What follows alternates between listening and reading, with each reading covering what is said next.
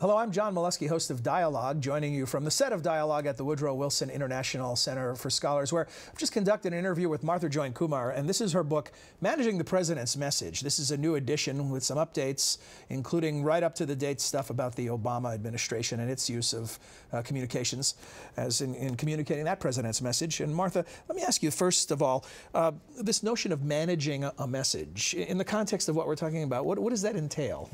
It entails figuring out what you're going to do on a particular day.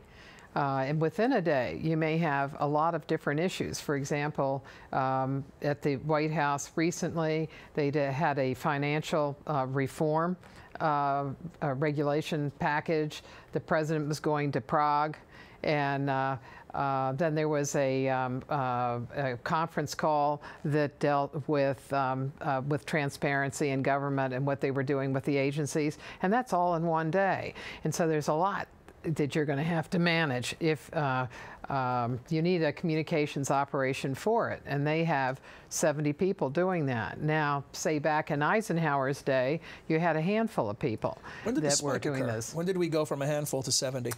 Well, it occurs in the Nixon administration when he creates the Office of Communications, because then you have two offices. The press office, which has been around since 1929, when you first have a senior White House advisor who is tasked with doing communications with the press. And then in '69, you have the Office of Communications created.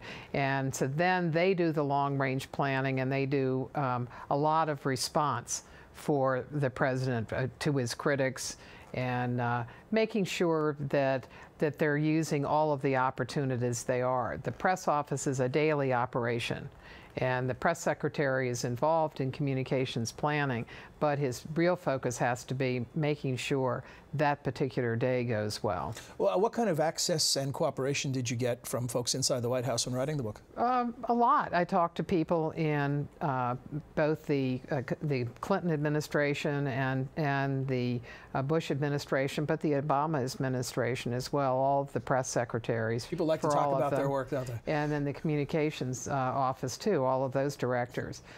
Yes, they also want to reflect back. They want to know what happened in earlier administrations, and so I can be useful in that, in answering some of their questions of what has happened in the past. Final thought, can a president succeed politically without excelling as a communicator-in-chief?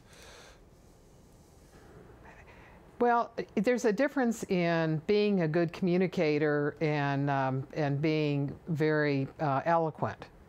That as long as a president can get across what it is that he wants to do and why he wants to do it, that's an important aspect of communications, not necessarily the eloquence.